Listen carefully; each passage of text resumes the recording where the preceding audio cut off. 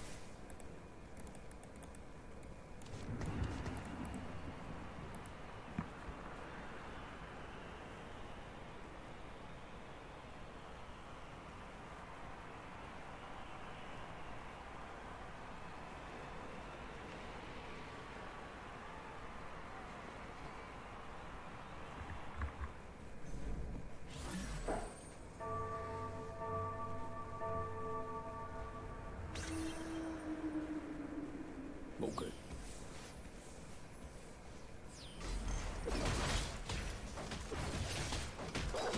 It is like 5 a.m. for me right now. I was just about to go to bed when this news hit my screen and I just had to make a video on it immediately. The tech that we're talking about today has to do with this specific anomaly known as miniaturize that you see on your screen right now, right here, right? The anomaly reads, transform into an item that gives 60% of their attack damage, ability, power, armor, and MR. Equipped items pop off, right? So, the tech revolves around playing a melee carry that can take advantage of this anomaly and like abuse it to broken extents. How we do this, for example, this is the general Camille reroll board that we play, right? We're playing Ambusher and we're playing Sentinels. Now, the trick that works specifically that you need to know for this anomaly is that it counts items on your unit as well as traits when it like takes into account, right? So, here's what you're gonna do. While you're rerolling for your Camille 2, on your bench, you're also gonna make sure that you have a Singed 1, an Aurelia 1, where is Aurelia? An Aurelia 1, and a Rel 2, okay? You have Singed 1, Aurelia 1, and Rel 2 specifically. This is gonna come in later. Then, when your anomaly round kicks in, what you're gonna do is tech in 6 Sentinels specifically, right? So you're gonna tech in these units. You have your 2 Sentinel on your board right now, and maybe you can find like 1 more Sentinel. Say, literally anything. If you find an Lawi, that's perfect. Otherwise, like even 4 Sentinel, it's going to work. It's not gonna work as well, but it's still going to work. But you tech in the 6 Sentinel, right? You're gonna take the other units out, and now you have 6 Sentinel on your board. Then you're gonna put all your items onto the Rel, right? Suppose I have these items. Put them onto the Rel. Now the Rel has insane AD. It also has all the stats from Sentinel, getting like 3 times, like triple the amount of armor and MR, right? So it has 120 armor and MR. It also has an insane amount of AD and like some amount of AP as well. You're gonna sack this to the anomaly.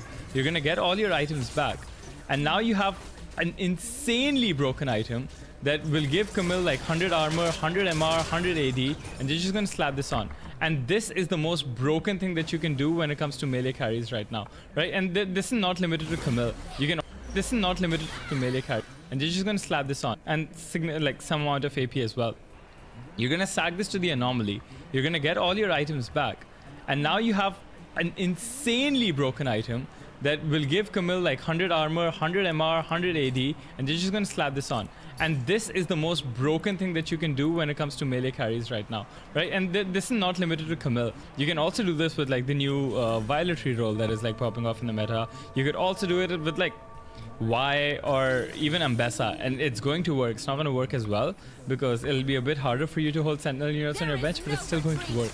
That's kind of the entirety of the tech. I hope that this gets passed ASAP because it seems very, very abusable and gets kind of obnoxious really quickly. There's already been a B pass though, so I don't know how that's gonna work out, but I mean, we can only hope, right?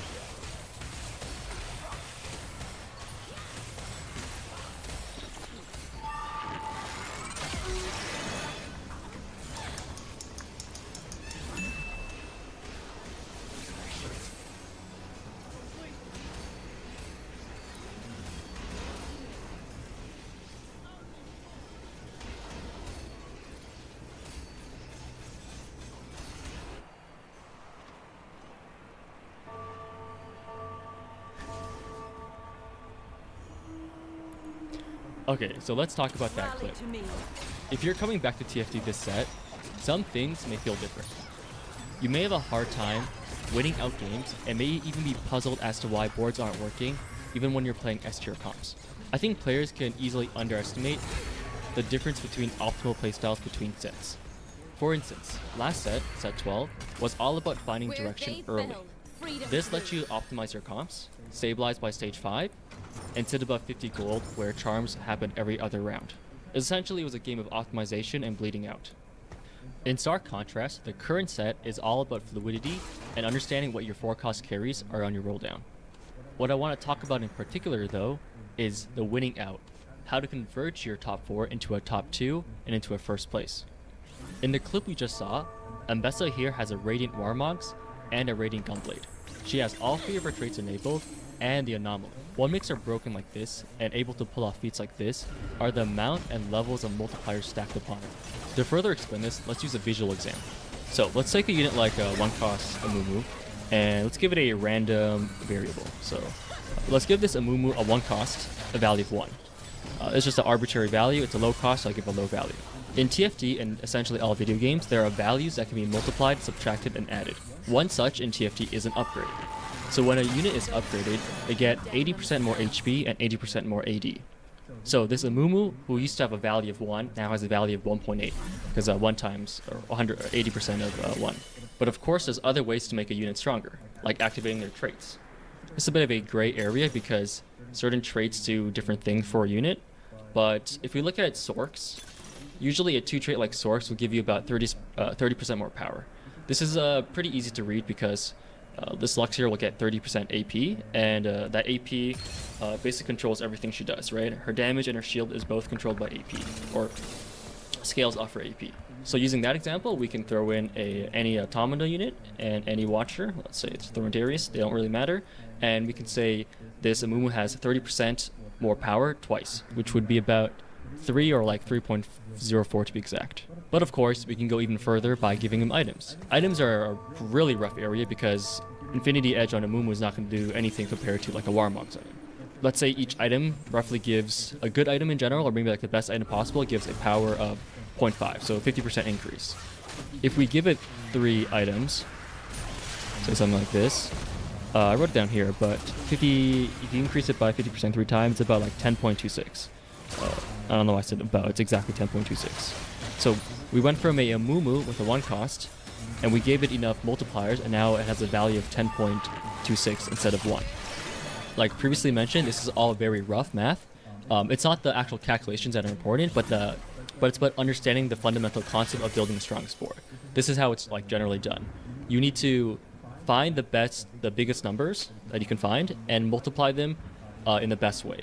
So you can take an augment early game like item grab bag and have 3 items. So you have more multipliers, but if you build like an IE on Amumu, you're not optimizing the way you combine them, right? So there's 2 parts to it. How many multipliers you have and how well you combine them. But even so, there's so many levers we can adjust here, right? We can turn this Amumu into a 3-star now, which would gain 80% more power, or even a 4-star, which would get 80% more. Then we can also replace these items with Radiant items, which would be significantly higher value than a regular item or even an artifact. We haven't even begun to talk about augments, or hero augments, or even the set mechanic anomalies. And anomalies are essentially the key to winning out the set. So now we understood how multipliers work, let's explain how these anomalies are so different from other multipliers. To put it simply, an anomaly is just a buff you give to a single unit. Sometimes the team-wide effect, but I personally think those are all really bad. So we're going to focus on single target anomalies for now. I was part of the set 13 playtest, so I got to ask a couple of questions. One of them was, what is the value of the anomaly in terms of augments? So they said the anomaly should be balanced around a gold augment. So there are 2 main issues with anomalies. The first one is they're a huge multiplier to a single unit.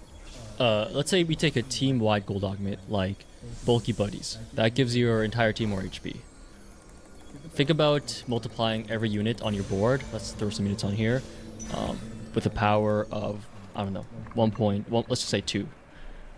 These guys give them all the value of 1 for now. This is like all the 1 cost value of 1, all the 2 cost value of 2. We'll have that times 2 buff, right? So Nocturne will be 4, Darius will be times 2, times 2, times 2.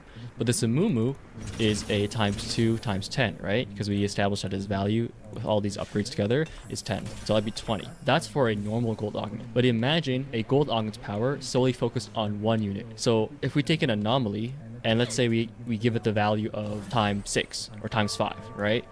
Now this 10 value Amumu is times 5 is 50. That's a much better board than someone who took a normal team-wide augment. This is also why I think that in general, team-wide anomalies are really bad unless they're balanced to a point where they're just like absurdly high-powered. But we could get into good anomalies and bad anomalies at the end of the video. So that's the first issue. It adds another multiplier that you can play around with, and if you want a top 4, you should be abusing. So if you want to win out, for the most part, you need a 5 cost, a 4 cost, a specific 4 cost, we'll talk about them later, like Mbessa, or a 3-star 3 cost, or a hero augment, I think Vlad is one, unit 2 anomaly. Because these units already have a very high base power, high value, so you're multiplying a very big number. If you are just using a regular, if you put an anomaly on a Corki, or or you couldn't find a 5 cost or 3 cost, there's a very good chance you cannot place higher than a top 4, a top 3 or top 4. Because while you are multiplying by like 5 here, everyone else is multiplying like 10 and like 17 or whatnot. Again, throwing random numbers around. 5 costs makes sense because they're just the highest value units you can get. We'll talk about 4 costs in a sec. 3-star 3 costs are better than 4 costs, and, so hitting them makes your anomaly even better. And then hero augments are just rerolls, but even better. So I think hero augments like just increase the value of that unit by 1. Is from what I think I heard a Deb say or Morthdog. So like this Vlad 3-star would be like a 3-star 3 cost essentially. But some here, again, balancing is different with hero augments. So for the 4 costs, some of them are going to be really good with anomalies, and some of them are going to be bad. The specific ones are going to be, let's see, the bad ones actually are, let's talk about those ones. Like Corki is going to be a bad one. Echo, not sure about Elise just yet. I think for the most part, these 2 are the problem ones. This is why I think Scrap is going to be like really bad soon. They just nerfed it as I was making this video. After this, I'm probably going to hop on and play the first game, but I think Scrap's going to fall into B tier because the only reason Scrap and Black Rose were the strongest comps were because they were just overbalanced. Mbessa, for instance, a unit that can be really strong with Anomaly, has 3 combat traits. So that's just like another multiplier to increase the power with. But Echo and Corki are down a combat trait, right? Scrap is just like a really utility defensive trait. It doesn't do anything to increase Corki's power. And because Scrap is so strong, they're not really going to increase Corki or Echo's power to make up for that. They're also, ability-wise, units that aren't great with abusing like anomalies. For instance, a unit that would be really good at that is like Twitch. I think Twitch is like broken right now, and there are a couple anomalies like the crit one, and the attack speed one, and the Runon's Hurricane effect one that just make him absurdly broken. I've had Twitch on PvE do like 21,000 damage up against like 7 Black Rose and stuff. It's insane. Twitch is a great example because 1, he's an experiment, so you're getting the experiment buff, plus you can link him with the other experiments, so he's getting 2 more buffs off that. His own buff, like a Zyra buff and like a Mundo buff. The Mundo buff's not very relevant, but you can probably connect Orgot in some cases. He's getting his getting a sniper trait, and then on top of that you can throw in a anomaly, radiant items, artifacts, best in slot items, as well as other augments to make him stronger. You look at something like Corki, and he just has artillerists. There's not other ways you can make him stronger. And so the only way I think Scrap can be really good is if you hit it early Nunu, which can anomaly him. But it's going to be on 4-6, so chances are that's not really going to happen. But yeah, so like Twitch, Mbessa. Mbessa's another good one, right? She's got the 3 combat traits, like I mentioned. The 4 emissary, once you get it, it's like 3 more power buffs. And then if you're putting her next to Garen, she gets another buff from the 108. She shares like Garen's HP, like 20% of it. And then you can like just give her an augment on top of that. She has a hero augment built in, the 4 cost one. I think it's with Caitlyn. So that adds another level. And then some of her anomalies are just like beyond broken. So like you have the invisibility one, you have the ascension one, and then on top of that you can throw artifacts and radiant items like usual. So this is also a big reason why I think like artifacts and radiant items should be like augments you almost always pick up. And if you get like powder, the powder portal or the jinx portal, that gives you a bonus on 3-2 or 3-6. Sometimes it's a radiant or artifact, so definitely keep a lookout for that. The second issue that appears with anomalies is the balancing. So I like to use Warwick as an example. Me and Wig, who was part of my study group, talked about this a lot. There's an item called Vampiric Scepter that was actually removed last set because of this same issue. The unit Warwick from last set was actually one cost that was designed around using the Vampiric Scepter as a 3-star reroll, and the devs confirmed this. So what ended up happening for a lot of patches was when Warwick had Vampiric Scepter, he was broken. He was like by far the strongest cop and he was like destroying every lobby. So when they nerfed Vampiric Scepter, so that with Warwick it's like balanced and normal, that Vampiric Scepter just became useless on everyone else, right? So now they're stuck between either broken with Warwick and good on everyone else, or okay on Warwick and just terrible on everyone else. So that's going to be the same with anomalies, because like the item Vampiric Scepter, you can put that on anyone. It's not like a hero augment where the balancing is focused on that unit, right? Like if the hero augment for Vladimir is broken, then you can just tone it down to match Vladimir, right? But if the mana on kill is broken on Heimer, then they need to tone it down so it's okay on him. And that's going to make it like garbage for everyone else, because no one can abuse it as much as he can. Probably the best example I should have used at first is Yone from set 11. He literally used Titans so well that they had to nerf Titans itself. So Titans gave you armor, AP, and armor, MR, AP, and AD. And because Yone used all those traits, like all those buffs perfectly, he just became a monster. And Titans was not even a great item in general, because most units just use like 3 parts, right? The MR, the armor, and like AD, or if they were AP, they used AP, right? They didn't use both. But Yone used all of them. So they had to nerf Titans, and it ended up becoming like a really bad item in general that set.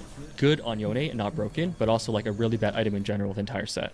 And now they don't design units that can abuse Titans like that anymore. So to conclude, if you don't have a good anomaly, especially in high elo lobbies where everyone does have the perfect anomaly, you're going to be falling so far behind. Because it's not going to be like a small, oh, this guy is like, 5+ better, because it's not additive, it's multiplicative, right? One guy's going to have like a super jacked 4-cost carry or 5-cost carry or 3-star 3-cost or hero augment, and you're going to have like a T-mod buff or a mediocre anomaly on your 4-cost. It's super important to stack all your multiplicators together.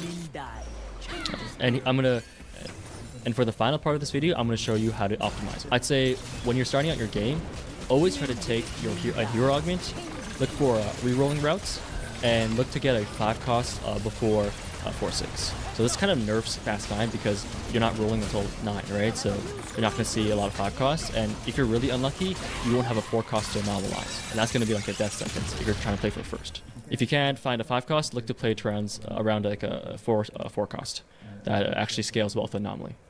Then look to get augments that give you like radiant or artifacts. I think those are really strong. Anything that puts a lot of power on a single unit is going to be good, right? The new 4-cost hero augments, like the pair, the team up ones, some of the less team mod augments and the more focused ones. I think item augments that increase the power of that item, like the Sterak's Gauge one, that increases the power of all Sterak's Gauges, or like the Crown Guard one, is like overlooked a lot. Hey guys, Future Mocha stepping in here for a bit. I looked at the footage and there's like 30 more minutes of me yapping, and I'm way too lazy to edit all that, and I don't think you guys want to hear all that. So I'm going to quickly condense it into the main points. Something I forgot to mention in the footage is if you are stacking, if you have all your strong multipliers like your rating items, your hero augment, but make sure they're all in the same spot, right? So if you have like a radiant IE, you make sure you put it on the Caitlyn. If you have the artifact, try to choose an artifact for the Caitlyn and put it on her as well. You want to be stacking all your multipliers in one place, or the whole point of it doesn't make sense, right? If you have like something like this, it's additive, not multiplicative, right? It's just like 5 times 5 is much better than 5 plus 5. So make sure they're all in the same unit. always start with a good base, right? This is whatever you're putting your stuff on, your anomaly, your radiant items, that's going to be the number you start multiplying off with, right? So you'd rather start with like 10 than 1. Finally, greed your anomaly. So your anomaly is going to be the biggest multiplier overall, so you need to greed it.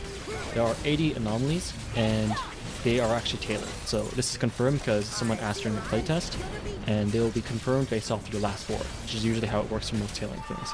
I don't have the exact information, I don't think anyone really does, but if there's 80 anomalies and like let's say 20 of them are tailored, probably a bit more, then there's a really good chance you can find the anomaly you want specifically within like 30 to 40 gold. If you can play for first, then I would recommend doing that. If not, I would settle for something that's going to give you top 4. You have like, for in a lot of spots, you're not going to just look for one anomaly. So like, there's going to be like 6 anomalies you're going to be okay with, right? So if you can't find anything for a Heimerdinger, then go for something for your tank, right? That's going to be, you know, if all your bonuses are on that tank, then it's going to be just as good, or like almost as good as just getting on a Heimerdinger. So besides trait tailoring, there's also like specific anomalies like the 3-star one that turns into your 3-star 1 cost into a 4-star. Obviously that won't show up if you don't have any 3 stars. And that goes for like a lot of the 3-star units as well. Like this won't show up if you don't have 3 stars as well. So I'd say like give or take maybe 30 of these anomalies are tailored. So you'll have about 50 to play with, and then out of those 50 you'll have maybe 10 to 15 that you're okay with taking, and then like 5 that you really want. And I say the math is pretty good that you'll find one if you roll at least 30 gold. I think this grading this buff is worth about 30 gold, and it's like, you know, you probably don't need a 2-star 5 cost as much as if you're really strong on like level 84. Just take your time getting to level 9, but you will be stronger until then. Anyways, that's it for the rest of the video. If you like the video, please like, subscribe, comment. I'll see you guys on the stream, and see you guys in the next video.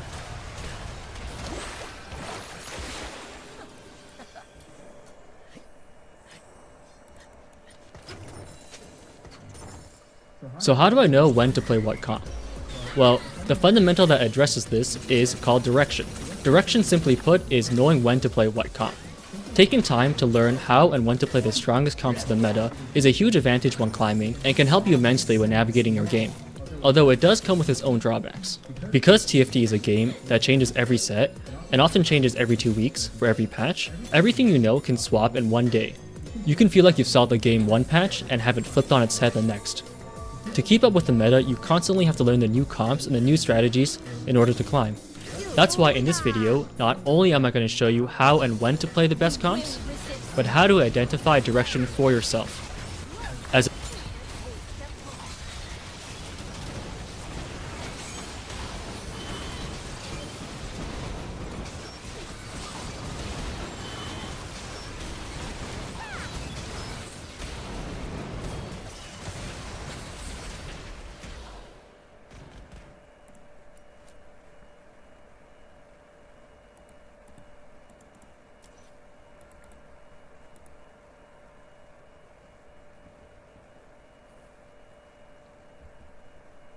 for great science.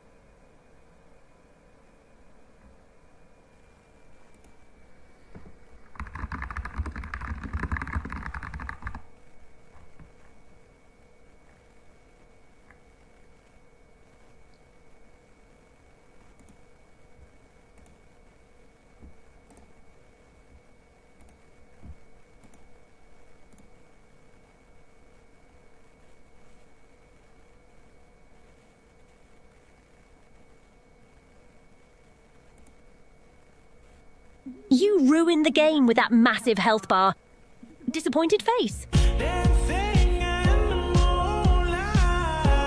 This was a real comment left under one of Ouroboros' videos back in the day when Elden Ring was still in its infancy. The comment is implying that by leveling his vigor to high degrees, Ouroboro is somehow spoiling his game experience with Elden Ring. Or more specifically, other players' game experience, since Ouroboros' videos are mostly PvP invasions. But let's ignore that tiny little fact for a second and focus on two specific things in the comment that can easily be accidentally dismissed but are actually two key components for understanding the mindset of the average Elden Ring player: the implied stigma over vigor and the word ruin. You're ruining it. I'm quite sure that at some point you may have heard the phrase, "You don't need vigor if you never get hit." Get a load of this! Nice person. Some gamers merely say it as a friendly jest due to the sheer absurdity of the phrase, because not getting hit is something that everyone plans on doing every time they play. It's just not really under their control now, is it? What? No. But you'd be amazed at the amount of people who actually mean it. And this is a bit concerning, to be honest. For those unfamiliar or who haven't put 2 + 2 together by now, Vigor is a stat in Elden Ring that controls your HP. The higher your Vigor, the longer your vigorous red bar will be, and the more punishment you can take, as each point will give a tiny boost to your maximum HP. How much you get out of each point will depend on what your current Vigor level is. To visualize this for your comfort, Vigor increase is pretty much a bell curve. You start getting somewhat decent investment on the first few levels, which will start getting higher as you reach 28 Vigor. 40 points will be the moment where you reach your first soft cap, which means less and less points of HP until you reach the second soft cap, which is 60 points. After this, the amount of HP you get per point is kind of dog water. But up to 60, it's pretty fucking good. And I know you may think that Vigor is useless because all Elden Ring bosses pretty much two-shot you anyways, right? I mean, you'd not be the first one to arrive at such a conclusion, even though this statement is false because almost no boss can one-shot you if you have 60 Vigor. But unless you're already an accomplished challenge runner like Gino Machino or Scumnut, let me inform you that for you, little turkey sandwich, Vigor is not a useless stat. It's actually your best friend. And this is because, like we said before, higher Vigor allows you to take more punishment, which translates into allowing yourself to make more mistakes. And this is crucial for learning and improving. Peeps online really like to yap about how useless Vigor is and how unfair bosses are, as they also explain how wildly mashing the dodge button doesn't seem to be working for them. Roll! Why won't you roll when I bet you? Seemingly failing to grasp the concept of improving through your mistakes. And it's kind of a vicious circle. It's hard to learn from your mistakes when bosses outright one-shot you due your lack of Vigor. You start believing that Vigor is useless. You try to find ways to cheese the boss. You succeed in cheesing the boss, but fail to learn and improve. Next boss will be even harder. You need more cheese, and so on and so on. This is the reason why you sometimes may find gamers in multiplayer running around with the body consistency of a wet napkin. And don't get us wrong, you can play the game however you want, because at the end of the day, that's what it's for. We're not telling you what to do. We don't care if you get one shot, or if we one-shot you, we're simply advising you to consider not complaining if you're actively choosing to get one shot by not leveling Vigor. Oh my god. Plus, you don't even need points in damage stats in the early game, because weapon upgrades and Ashes of War already give you insane damage boosts. You may see this as another type of cheese or a way to ruin the game, as our initial guy implied, but the difference between optimizing yourself and simply summoning or using Margit's Shackle to beat the boss is that you actually learned something that will help you in all aspects of the game. Not just one boss, not just PvE, but also in PvP. And that takes us to the second part of this video, the word ruin. You're just ruining it. And no, I don't mean those insane retail prices that ruin your chances of finally getting your hands on anime feet. No! I wouldn't worry about those, because Instant Gaming has got your back. As a website with over 10 million satisfied customers, Instant Gaming bits on the overinflated prices assigned by the man and offers great leniency to those economically challenged poggies who really want their fourth Anime Armpits video game. You can rest easy knowing that all of the amazing discounts in games, game cards, and subscriptions you can shop for in Instant Gaming are safely backed up by great Trustpilot reviews, alongside night and day customer support. And of course, it doesn't matter if you built an altar for Gabe Newell or Bill Gates, nor what console has replaced your dad's photo in the family picture book. Instant Gaming will always have you covered. But wait! There's more! By clicking my custom link in the description or pinned comment and creating an Instant Gaming account, you will participate in a free giveaway where you'll be able to purchase anything of your liking. No purchases necessary. Just creating an account is enough. So what? Player base, literally everything ruins Elden Ring. Spirit Summons ruins Elden Ring. Co-op multiplayer ruins Elden Ring. Meta PvP ruins Elden Ring. Invaders ruin Elden Ring. At this point, let's just say that Elden Ring ruins Elden Ring. They throw that word around quite freely without realizing the huge exaggeration they're making. This guy fucking sucks. Look at him! Smug fucking piece of shit. Ruining something means to completely destroy it beyond repair, and there's only very few things that can be completely ruined in this game. One being, for example, your first experience, topic that we've covered previously on this channel. In our opinion, putting in absolute minimal effort and letting other people carry you through the game completely ruins your first experience. It doesn't matter if you come back later to try and beat the game by yourself. First impressions are always the most lasting. And as far as we know, you can't really experience a game for the first time twice. Rushing through the game without really savoring it nor learning absolutely anything is not what constitutes a great experience. But what about the other points these gamers are making? Do any of these things actually ruin the Elden Ring experience? Well, not really. Let's take invasions, for example. Many gamers will say that invaders ruin their game experience, or worse, their day. I'm sorry, but that's such a funny scenario to imagine. Like, imagine a dude completely spazzing out in a mix of anger and sadness just because he happened to interact with a game mechanic he willingly walked into. It's just pure comedy gold. Anyway, why does an invader exactly ruin your game? I mean, you're still playing Elden Ring as it was intended. Do they ruin it because they can beat you? Let me ask you then, what difference?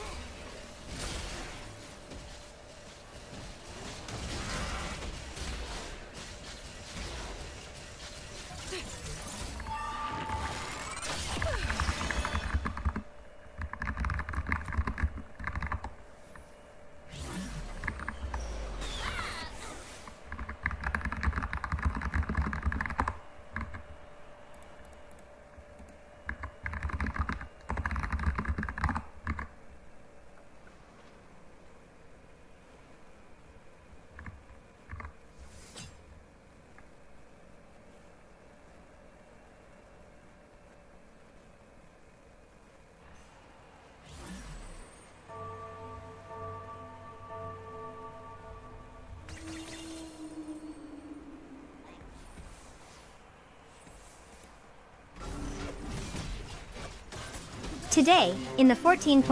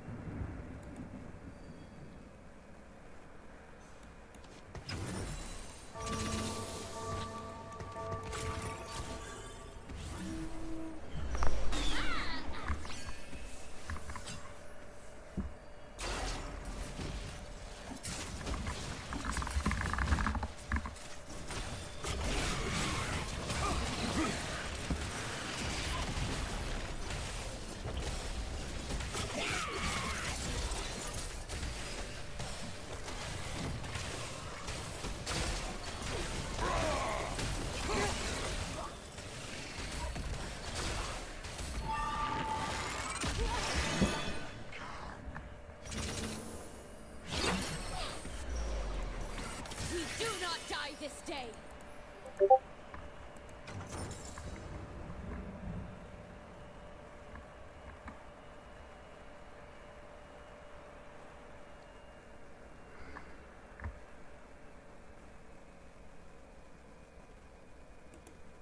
Friends just get in the way.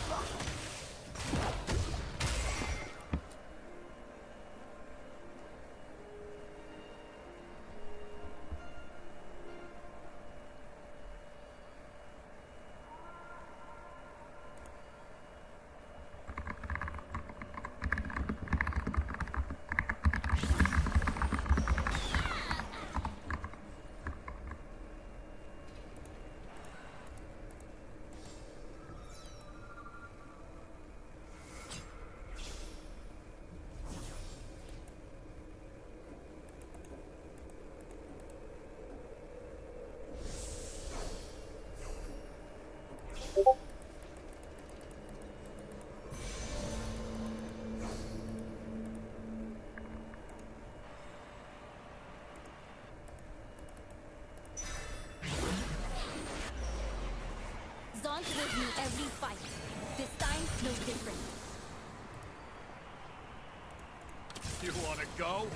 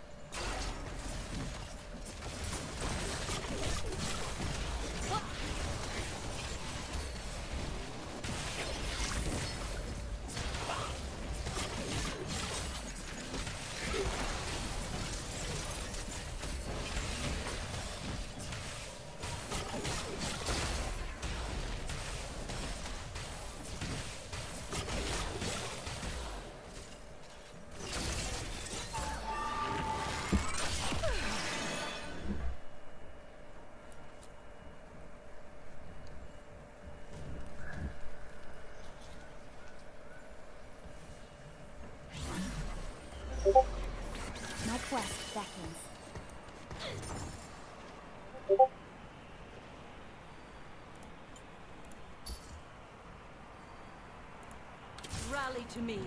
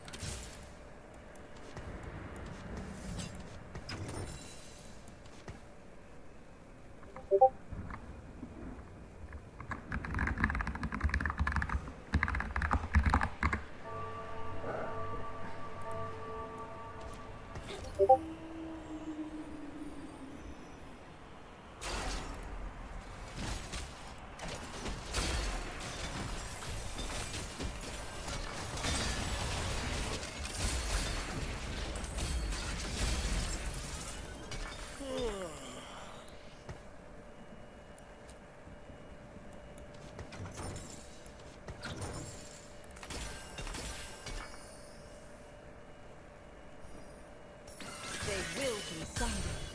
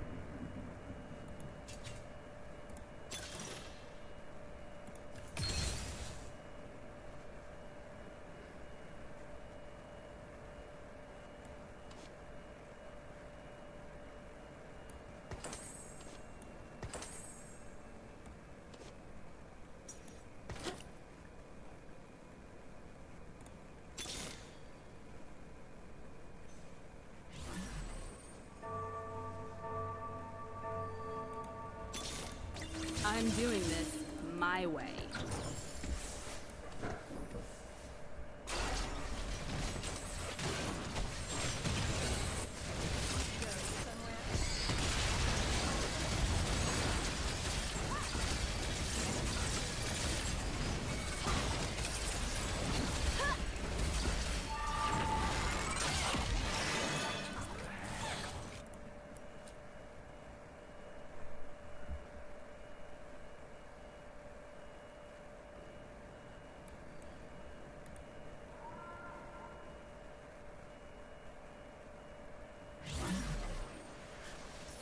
Respect the Madonnas.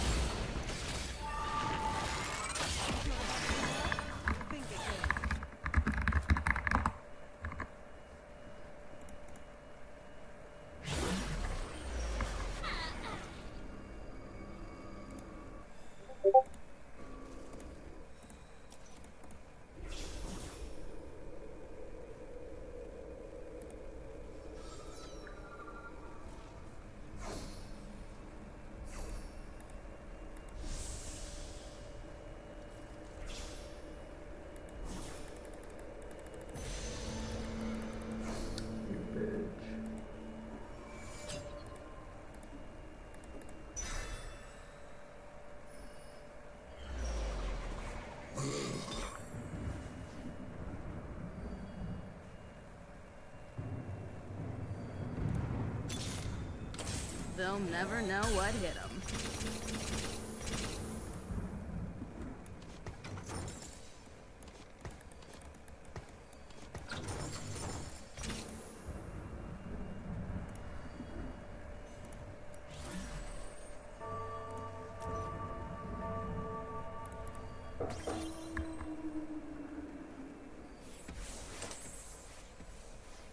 Your lack of strategy disgusts me.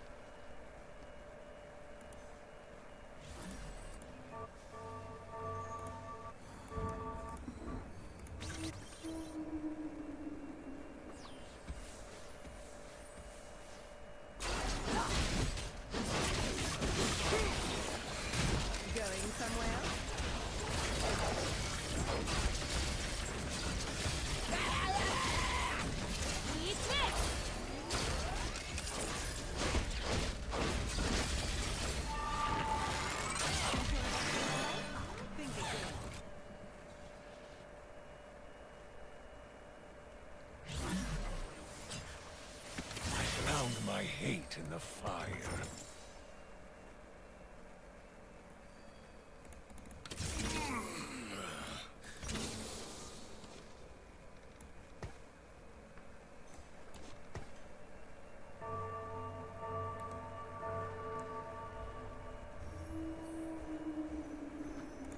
Piltover is a parasite.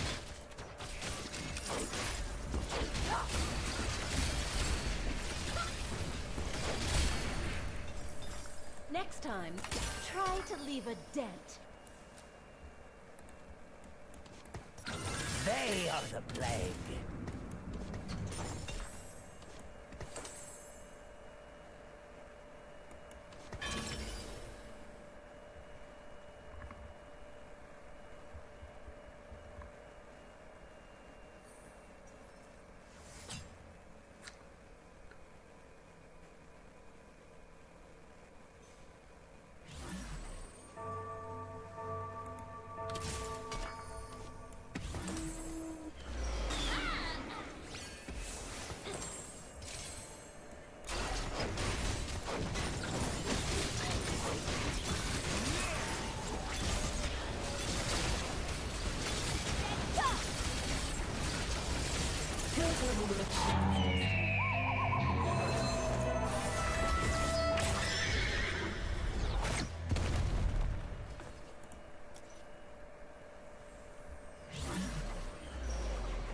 Only cowards run.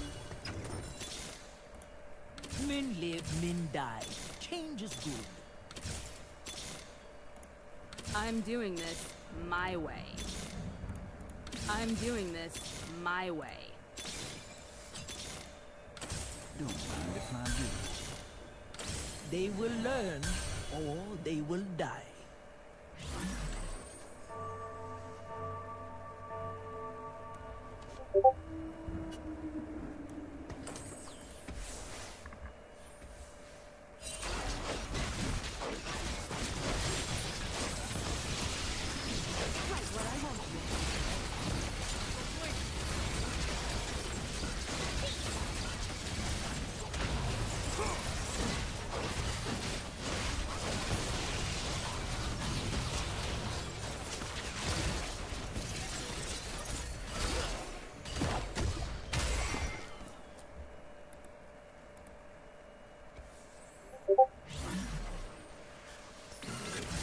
through progress.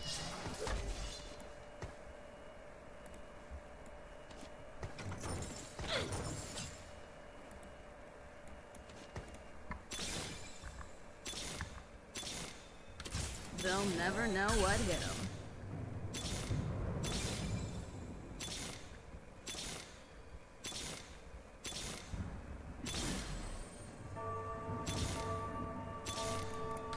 You cannot outrun your crimes.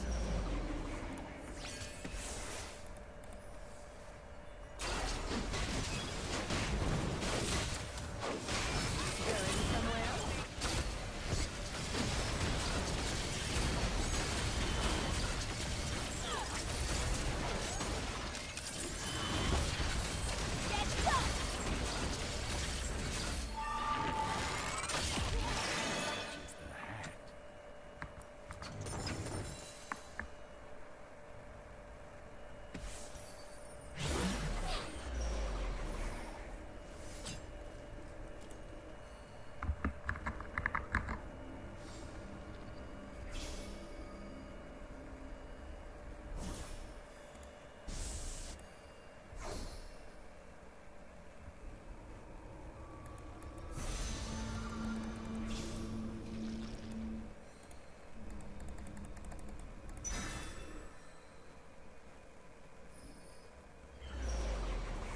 Zaun is the future.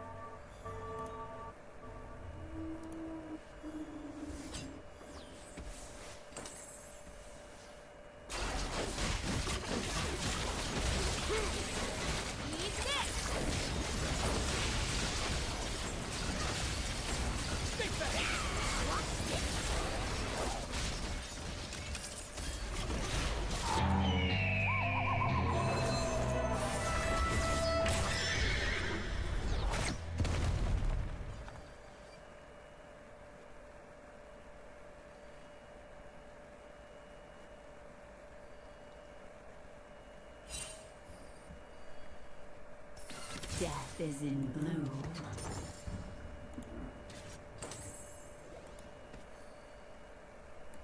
So concrete.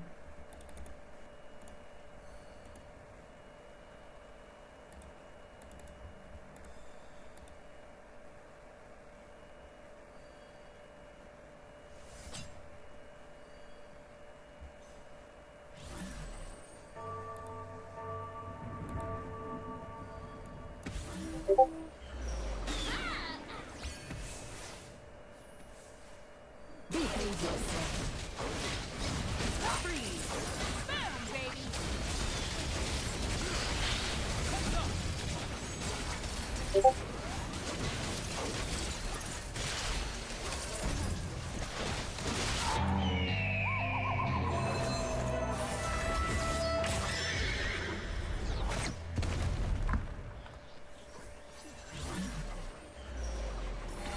Bring on the bad guys.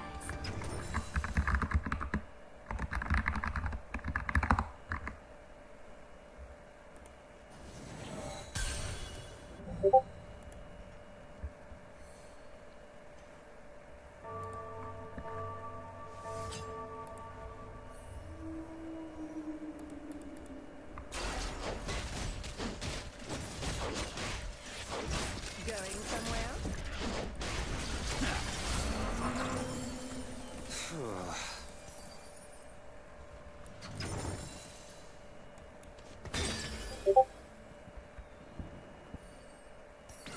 Rally to me.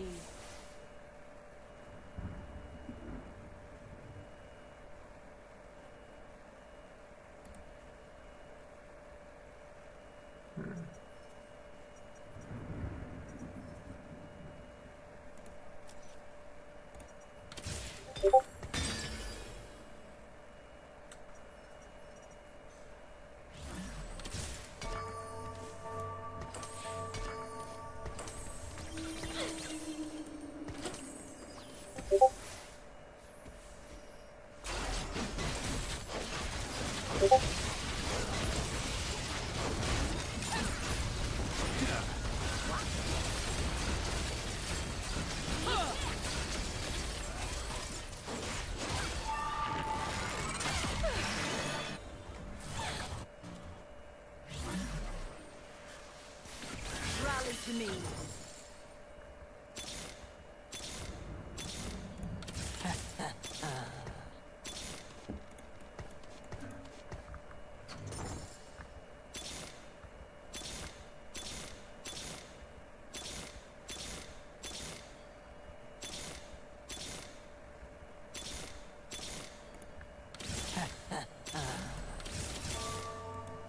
Men live, men die.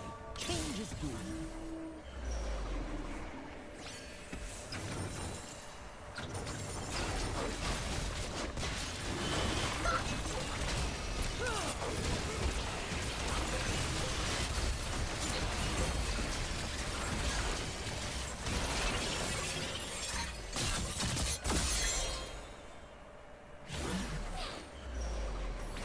Wars are messy.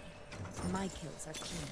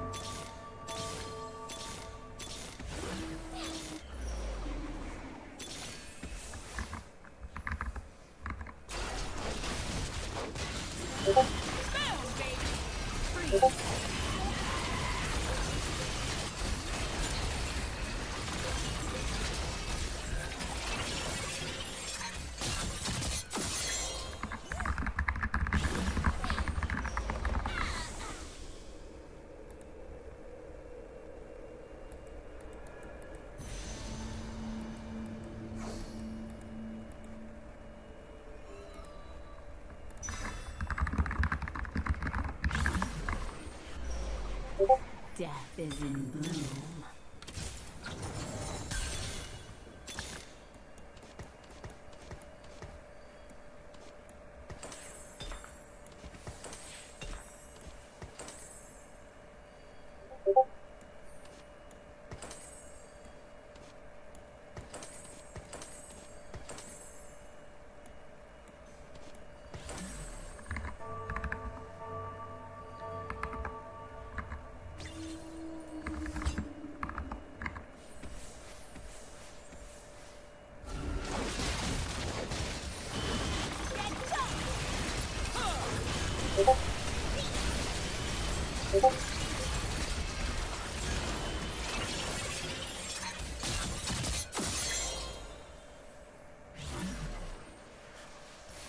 Dance with me every fight. This time's no different.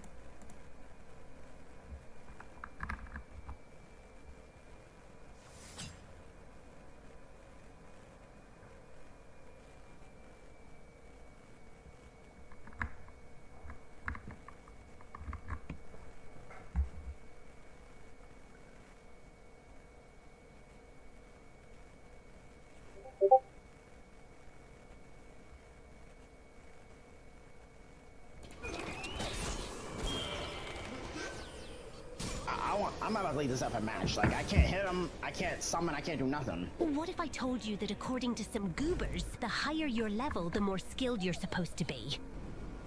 What? When surfing in the realm of awful takes known as based PvE players, Twitter page of our friend Andrew Souls, go check it out, we came across this little Miss Marvel here stating that only casual players remain under level 170, as truly skilled players will go above and beyond to max level. And you can guess by me calling it Miss Marvel that the take is complete garbage. Or is it?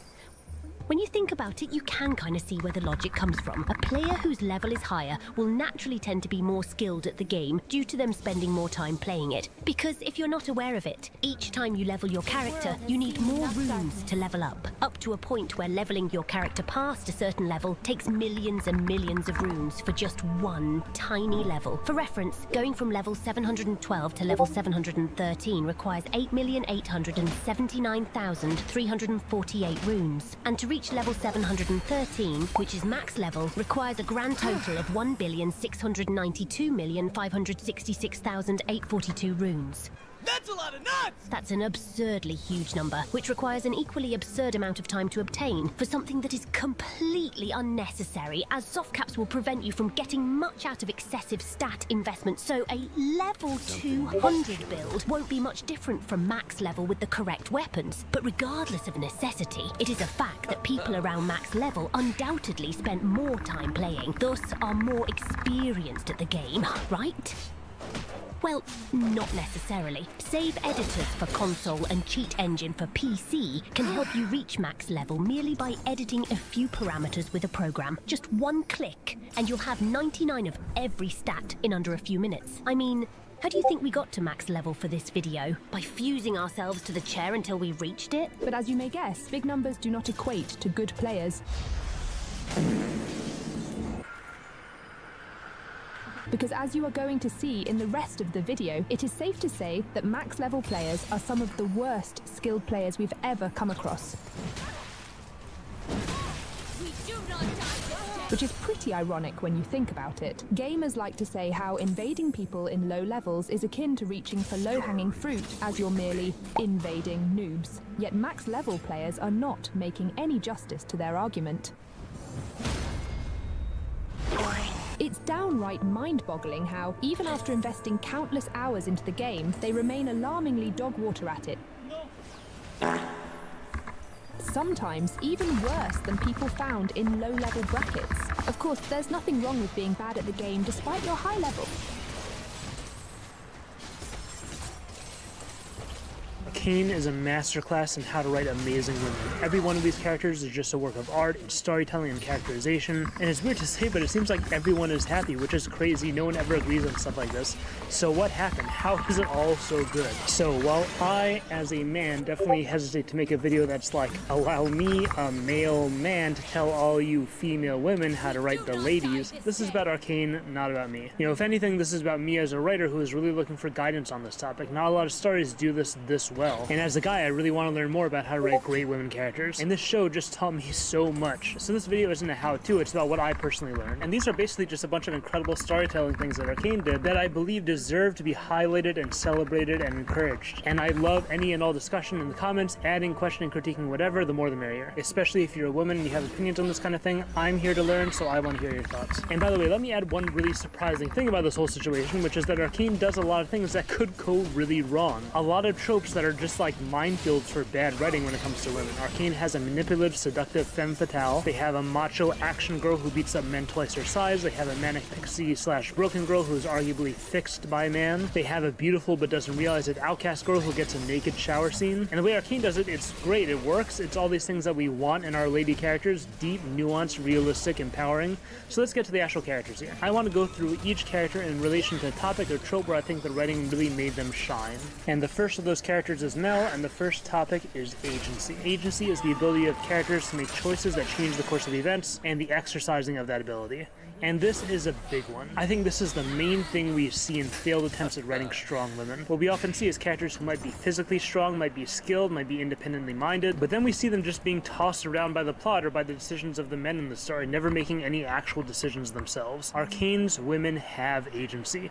They make a ton of important decisions. Mel has the final say with the development of Hextech. She pushes for Hextech weapons, she pushes for war, and then changes course and pushes for peace, and the whole time she is the pivotal voice on the council, leading them in whatever decision they make. Sevika is a henchwoman, which seems like a very follower role, but remember that she basically makes Silco. She dethrones Vander, takes away all his power, and makes Silco the new Undercity boss. Vi disobeys Vander to sacrifice herself, and then when he exercises his agency right back to stop her, she uses hers again to go after him and fight for him. Jinx defines her own identity at the end. She sets the whole thing up, figures it out on her own, and then takes action when she's done. But I think Mel is the best example of this. She starts out with an incredible amount of agency in the form of actual political power. She has like a direct one-to-one influence over other council members. She's wealthy and proactively seeking to increase her wealth and influence. But like I mentioned, a lot of women start out in positions like these where they hold positions of power and we're all ready to see them use it, and then something happens. Why, or really where, do characters like this lose their agency? So I think it most often gets lost when the characters get into relationships, especially if it's an important charismatic man with strong opinions or a strong role. It also can often get lost in developing conflicts and the weaknesses of the character. And the other scenario is that it often gets taken away by a competing strong woman. Mel meets each of these scenarios coming out stronger than she was when she went in. She gets into a relationship with Jace, and by the way, even getting into this relationship, she has a rare show of agency. She sleeps with Jace because she wants him. That's not something you usually see stars letting women do, it's taboo. But Arcane showcases that decision of hers very openly and confidently. But anyway, she gets into this relationship, and he doesn't take away her agency at all. On the contrary, she uses the relationship to further her goals. And then she confronts her weakness, who is a strong woman literally coming to take away her agency, and she doesn't let her. She grows through that experience, and ends up in a situation where she and Jace are equally dependent on each other's agency to bring the council to vote for peace. Jace initiates it, but the council violently protests until Mel changes their course by exerting her political influence, which far supersedes Jace's. So Mel starts with agency, and it only increases. But I want to zero in here on one characteristic of Mel's that relates very strongly to her agency, really one of her most central characteristics overall. And it feels a little weird highlighting this as a central characteristic because normally that's bad writing and or just not true that it matters so much, but here it does matter and it's great writing. So one of Mel's most prominent features is how beautiful she is, and making this a major characteristic of a woman is often a recipe not just for shallowness but for passivity. That's why we think of it as a bad thing to build a character around. But for Mel, her beauty does the opposite. It's an aid to her agency. She uses her beauty to get done what she wants to get done. And it's not just a one-note, bat my eyelashes, get money type trade. No, she already manipulates people in all kinds of ways, complex ways. By appealing to faulty self-image, by offering them power, by scaring them, by bribing them. This is a character who can paint a picture and use it to unsettle two different characters in two completely different ways. She uses everything at her disposal to send messages, foster relationships, and manipulate people, whatever she needs to do to achieve her ends. So they took this characteristic, which has such potential to erase complexity and take away agency, and they use it to add to her complexity and aid her agency. And just to talk a bit more how this relates to some of the other characters, just like with Mel, it's very clear that Arcane is using a character-first approach when it comes to attractiveness, which is why they end up with hot characters that are also good characters. And to contrast, when we see a poorly written hot character, it's like the starting point is the characteristic. They pick a characteristic that's attractive, like a boob, and now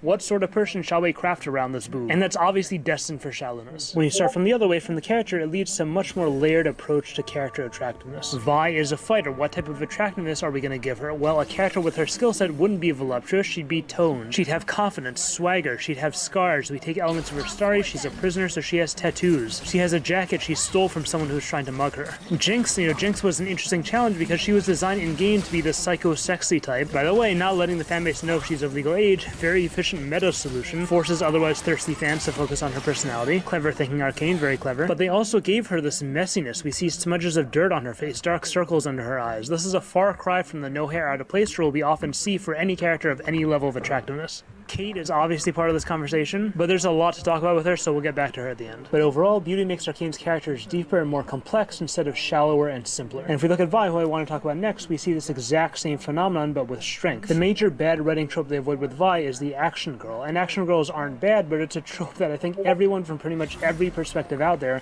rolls their eyes at hard when it's done poorly. And I think we all know the story of this trope. Women in fiction used to be mostly weak, dainty, fragile things that needed help fighting their battles from the big, strong men in the story. story. When we say objectifying, this is the most literal form of it, where women are really basically objects through their passivity and through only being valuable for their looks. So that's more or less where things were. And then the pendulum started swinging back the other way. We got women who were beautiful but could also fight, but sometimes it still seemed like it was just a facade built over the same old objectification. And really, before we got too many characters who are balanced we were happy with, the pendulum started swinging further and further, and we got several variations here that it seems like no one likes. Variation number 1 is the man plus boobs action girl. Take a very masculine personality and role, add surface level femininity, and congrats, you've reached your quota for women in your story. These characters range from the one of the bros types to women who are toxic to other women, to easy access for a romance that doesn't really fit with anyone's personalities. They're basically female in name only, and the impression I get is that people who want to see strong women characters don't really feel like they're getting women with this variation. The defined by my gender action girl is variation number 2. This character is feminine, but her whole personality is basically just not being accepted by men. It's her major conflict, it's most of her dialogue, it's in subtext everywhere, and this type of character not only feels one-dimensional, but very much still defined by the men in her world. It's just an antagonistic relationship, but she hasn't escaped that limitation. Variation number 3 is the auto-overpowered action girl. This character is stronger and more skilled than all of the male characters without any training, without trying, without earning anything that characters usually have to earn in order to get to that level. And the main problem that comes up here is you have people just not respecting the character. And it's a shallow type of strength usually that these characters have, since it took nothing of their inner selves to get it. I want to talk about that last one first because they navigated this perfectly. They did it right away in Vi's first fight scene. And it doesn't start here when the fight starts, it starts right here. Giving Vi a slow-mo, ugly, getting socked in the jaw shot, that's something not every story is willing to do with their action girl. That's the first thing they did right. But the payoff is actually here, in this scene that comes right after the fight. Because the fight itself isn't what convinces us that Vi is strong, it's this moment. Wait!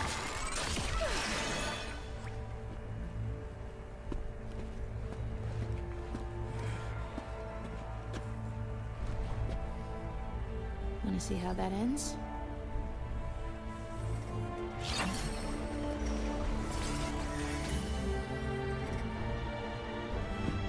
Vi won this fight, but it's not like it was this badass hear me roar moment. No, Vi got beat up. It was pretty even, but she won. And only then does she pull the just try it line. Totally different scene if she says this without taking all those ugly punches first. Now we believe she's strong, we believe she's brave. Think of that cheesy Rocky quote. But it ain't about how hard you hit. It's about how hard you can get hit and keep moving forward. If you want to show that your action girl is strong, you need to show her getting hit. Otherwise, you did just write another fragile, delicate flower, just one who can throw a punch. And this isn't a gender-based thing. Action guys need this moment just as much. We don't want to see characters exhibit outer strength. We want to see outer strength that comes from an inner strength. And that's why we believe Vi when she's fighting on the bridge, even though by physical standards it seems unrealistic. We've already bought into her inner strength. That's what we respect. That's all we care about. Now, Vi doesn't fit the other action girl tropey archetypes either, but I think we can make use of a better example here to continue this discussion. And if you see my videos, you know that if I'm talking about Vi, that means I'm about to talk about someone else. There's another very strong character where they took the opposite approach. And this has to do with the man plus boobs action girl. And it's not just action girl for this archetype. This is the broader category of man role plus woman gender equals fully developed character. That's what we're navigating around here. So this pitfall is actually one of the easier ones to circumvent. If man plus boobs is your only female character, you're in trouble. But if you have a range of characters with varying levels of femininity and masculinity, then this becomes really interesting if you put in the effort to make it interesting. And that's why I want to talk about all three of these characters together. Sevika, Grayson, and Ambessa are women in traditionally masculine roles. We rarely see henchwomen or women having clout in the underworld because of physical strength. We rarely see women police chiefs, and we rarely see women generals. And with each of these characters, we see similarities. Like we just talked about with the more feminine characters, this is character first design. All three of these roles demand muscle mass essentially. It's a necessity for the job, it's not just an aesthetic thing. But also, since these are supporting characters, the characters they're supporting also factor into their design. Sevika is the anti-Vi, and with her we see a much more brute force oriented brawling style than Vi, who's smaller and needs to depend more on technique and speed. Sevika is also a supporting character for Silco. If Silco was a big muscle man, we would have a Vi-like henchwoman, but he's the small one, so he needs to be paired with muscle mass. Grayson is the counterpart to Vander. She's there so that we know that despite superficial differences, Piltover and the lanes do play by similar rules. We saw Vander playing Enforcer with Huck. When we see this new character who's big and intimidating with a roughness to her, a hardness, even in the unique way that she speaks, we're like, oh, I get it, this is topsides Vander. The physical similarities facilitate that. And of course, Ambessa is a foil to Mel. Mel is full of these intangible qualities that she uses to manipulate people.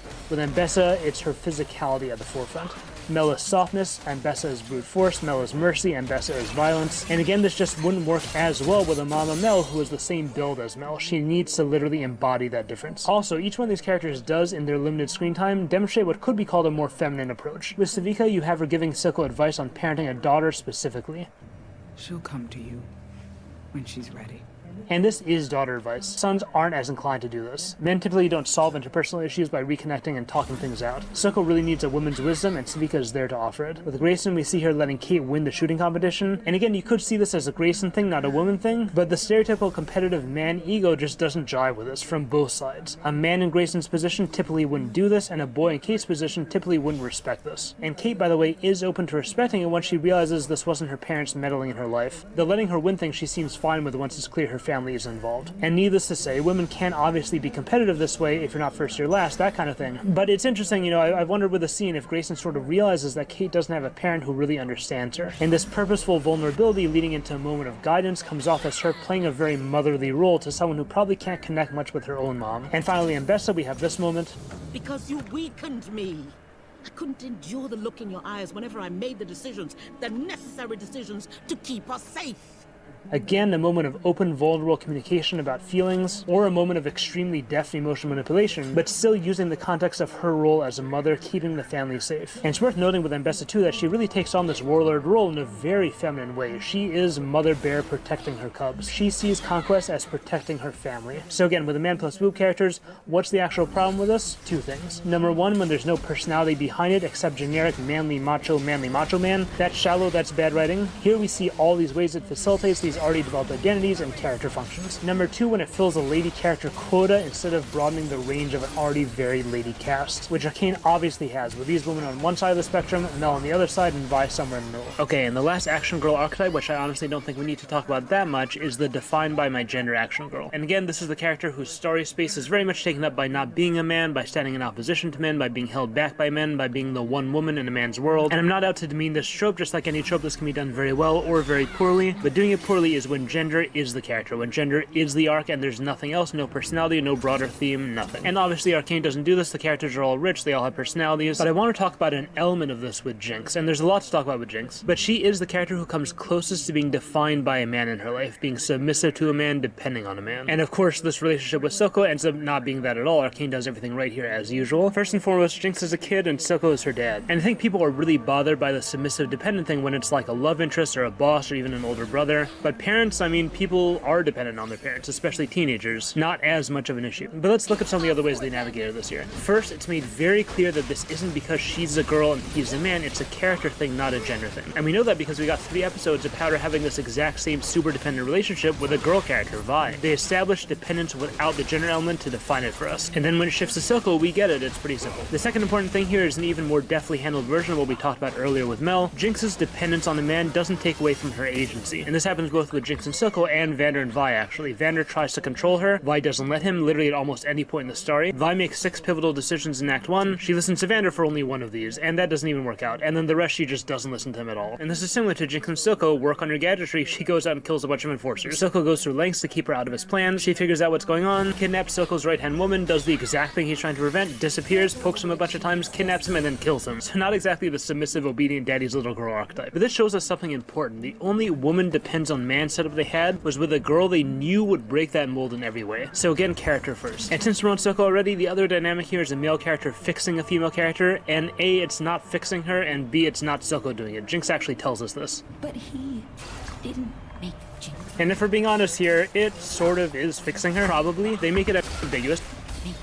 And if we're being honest here, it sort of is fixing her, probably. They make it ambiguous, but Silco is almost definitely more correct than Vi in the final scene about who she really is. And Silco encouraged her and helped her develop her talents and gave her direction like any good dad would, and he gave her a lot of love and affirmation along the way that she badly needed. But the reason why it's not exactly fixing is because they keep it so morally ambiguous. We don't know how we feel about this, and what we don't like is a woman's success being directly attributable to the efforts of a man, and here we're just not sure if it's success. It feels like that in some respects, but it feels like corruption and failure in others. This is the same reason why we're not bothered by Jinx being extremely submissive in her mentality when it comes to Silco, because the whole thing is painted in such a negative light. We don't want her to be sitting in Silco's lap and serving his needs and freaking out because she thinks he doesn't like her. We see that as corruption, as a low point in this character's arc. And I think that's why they purposely make it a little weird with a teenage stepdaughter straddling adopted father thing. We're seeing Jinx acting, to be honest, closer to Silco than we ever saw her acting with Vi. We see some skinship between her and Vi, but not this level of shy, nuzzling, uwu hugs, or the almost servile docility we see with the eye drop scenes. It makes us want to see her back with Vi where she belongs, and yeah, we're in conflict about it because we do see her flourishing with Silco like she never did with Vi, but that's the way they avoid the problems here. This submissive relationship is a goal for the character, and that does bother us. It's supposed to bother us. And on the topic of submissiveness in general, that's usually another big pitfall when it comes to writing women. All the men in the story are these adventurous action heroes, and the women are all meek and afraid of the action going on. And Jinx isn't submissive overall, but Powder certainly is. Powder's very afraid of the action. She's meek, she's scared. And again, just like the Silco thing was mitigated by it being a family relationship, here it's mitigated by Powder being a younger sibling. She's not timid because she's a girl. Vi's also a girl. Powder's timid because she's young. None of Milo's taunts are about Powder being a girl. He legitimately could not say that if he wanted to with someone like Vi in his life. So he picks on her because of her age, her weakness, all the things she can't do. And these are all things that have nothing to do with her gender that she very quickly grows out of anyway. Okay, but of course the 500-pound trope in the room when it comes to Jinx is the manic pixie dream girl. And right off the bat, dream girl, that doesn't really apply. I've heard Jinx called a manic pixie nightmare girl because her manic pixiness isn't a good thing. It's not this thing that the men in the story are transfixed by. On the contrary, the one character who maybe canonically has a crush on her is only transfixed by the opposite, witnessing a moment where she's not manic pixie at all, but just the girl she used to be before all that. And that is the key, by the way. The girl she used to be before all that. That's the main way they avoid the traps of the manic pixie trope. It's not about Jinx, it's about Powder. I think Jinx must have been one of the major hurdles for the writing staff. Here was this iconic character who just was a manic pixie dream girl in her LOL incarnation. It's one thing to avoid a trope in creating a character, but when you're given a character to write who really does embody a trope in a pretty simplistic, objectified way, and you need to write your way out of that, and like every tool you have with characterization is built around this trope, that is a tough spot to be in. So what do? Well, first of all, they picked out the one very non-simplistic, non-manic pixie thing about her. She apparently has this implied relationship with another character, another girl character, so it's not dream girl related at all. And it would appear this relationship digs deep into something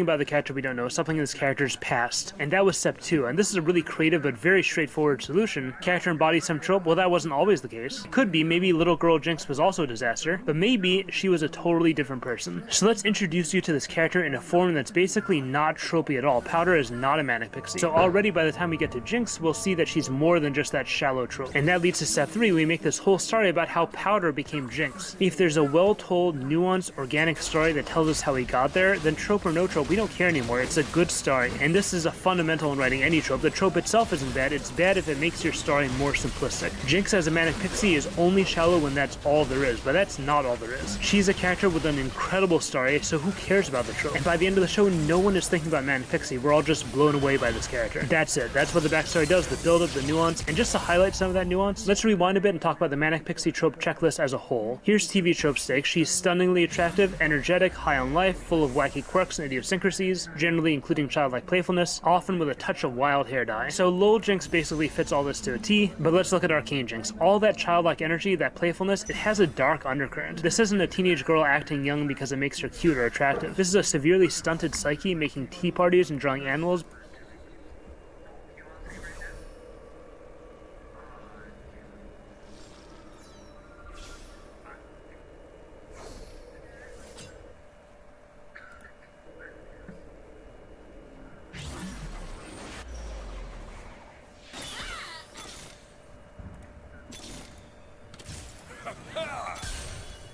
Looks like trouble. Something need killing? Come on and play.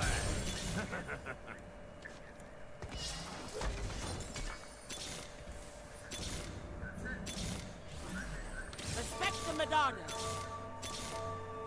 Only cowards run.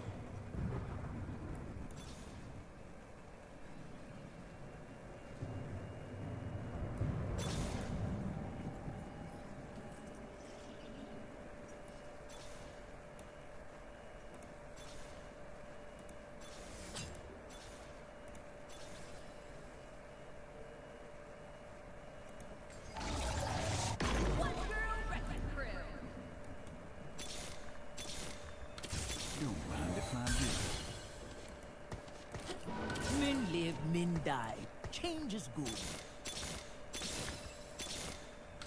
They will learn or they will die.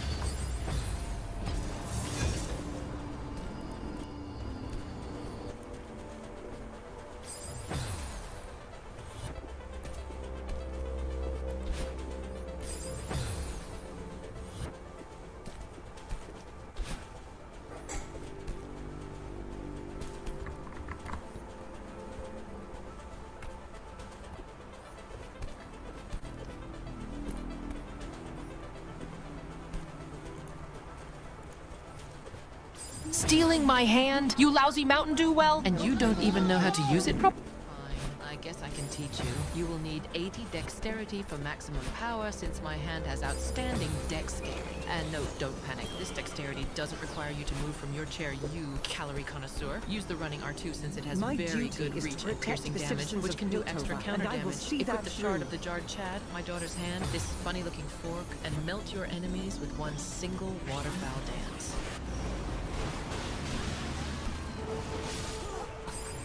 I suppose you remember that one, don't you? And as a bonus, attempting a parry on my hand can cause a glitch of hilarious outcome. Huh? Don't start getting any funny ideas, though. You may have bested me in combat and proven yourself fit to be an Elden Lord. However, I will never forgive you for it. Stealing my hand, you...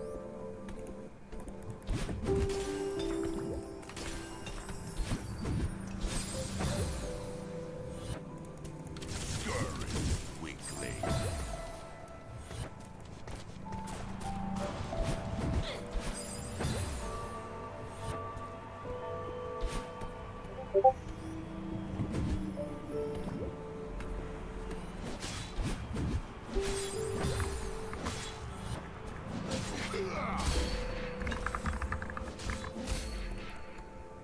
Death by my hand.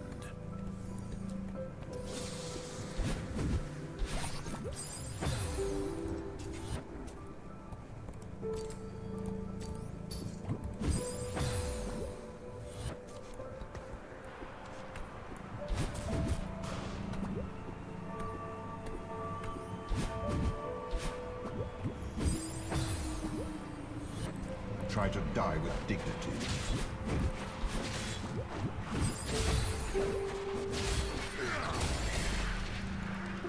Death by my hand.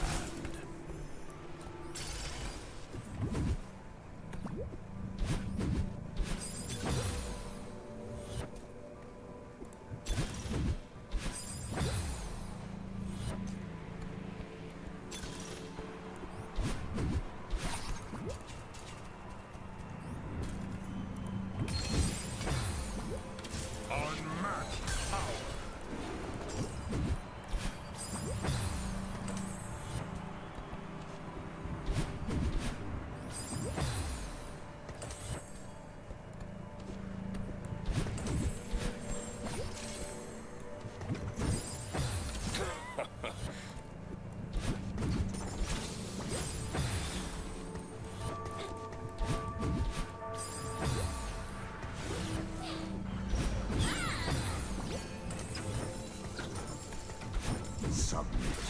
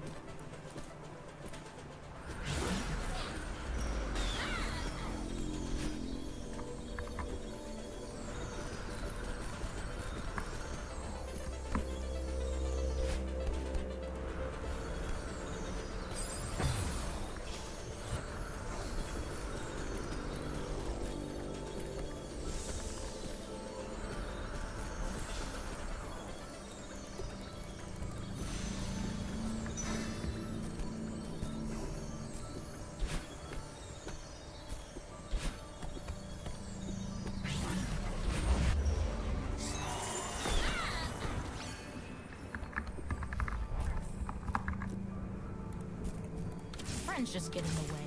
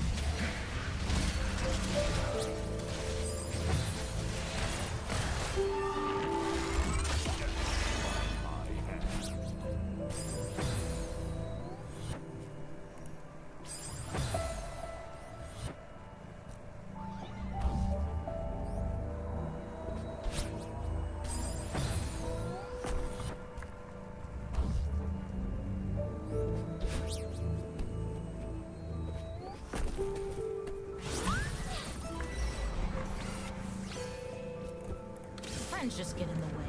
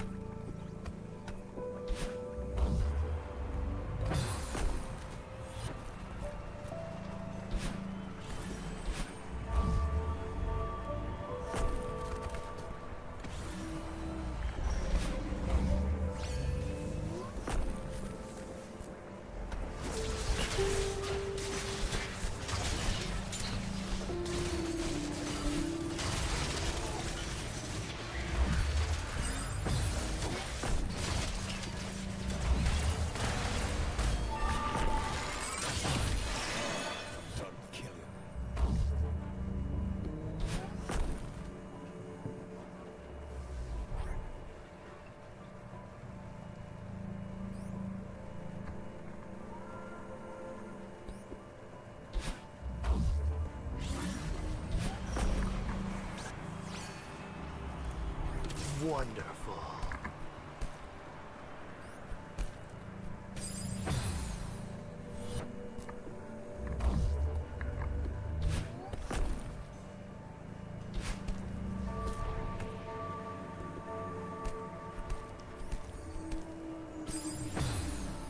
I will not tolerate interference.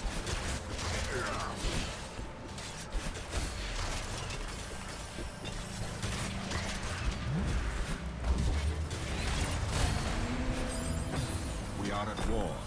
Do not forget it.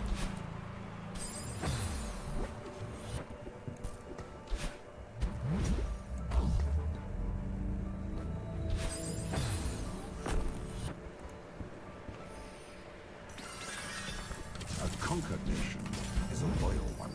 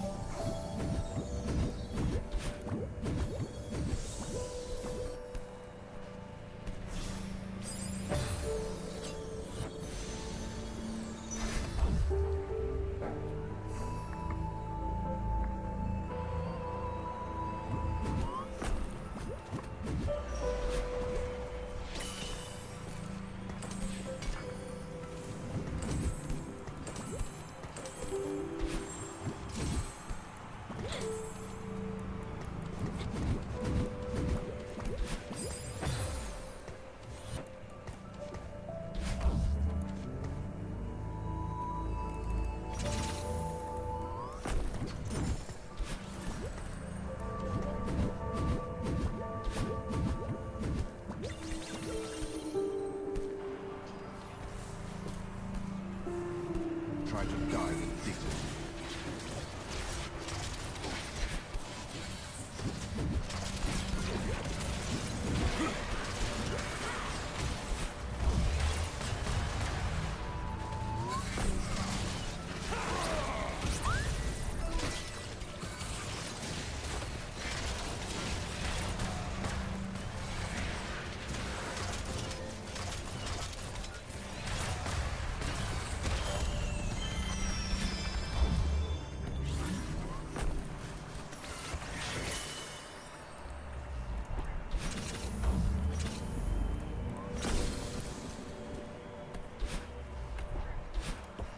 Every web a masterpiece.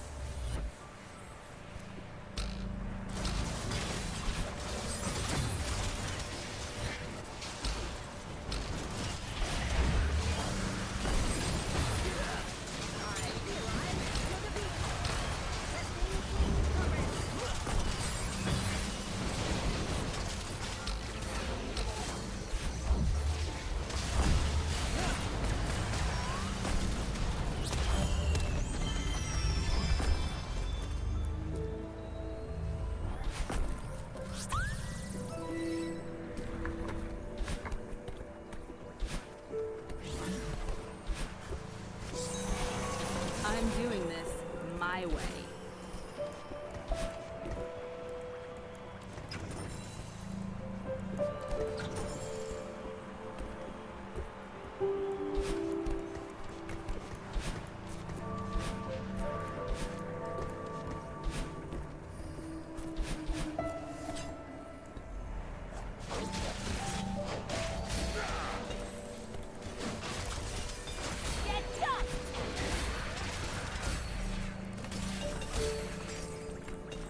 We are at war. Do not forget it.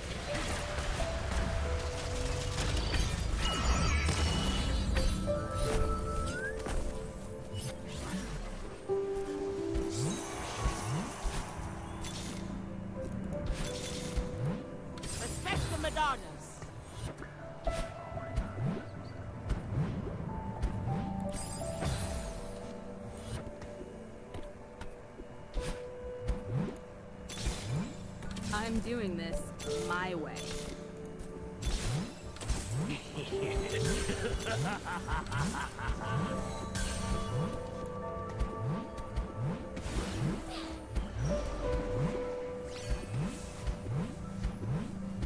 Submit.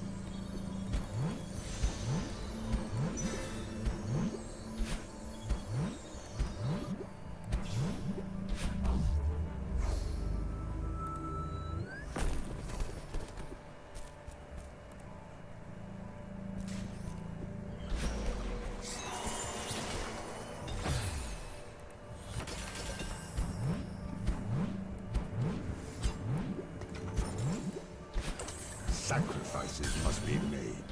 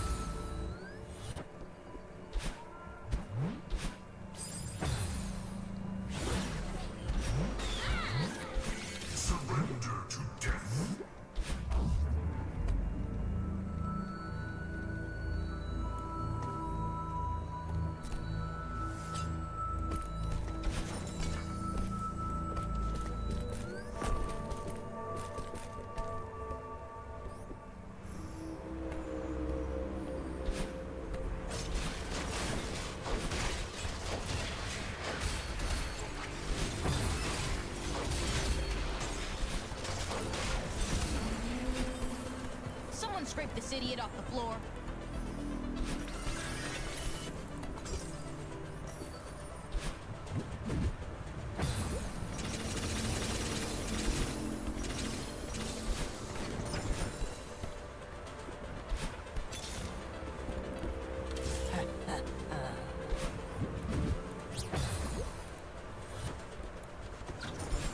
Respect the medallions.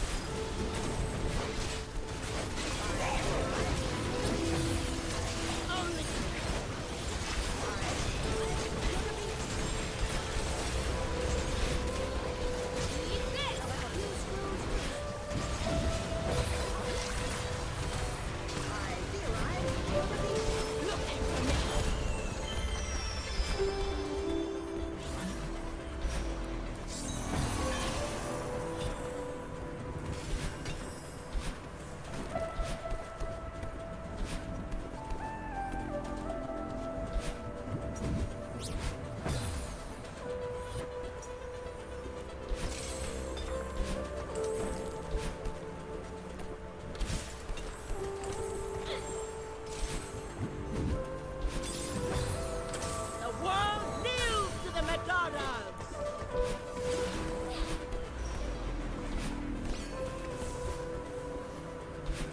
Here comes the punchline.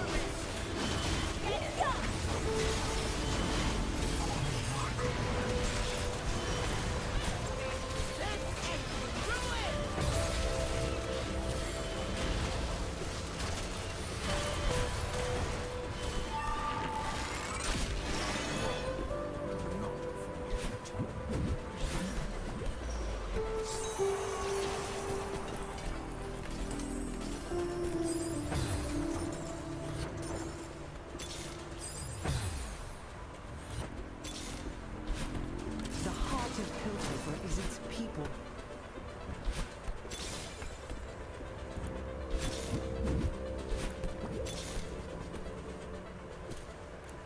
Looks like trouble.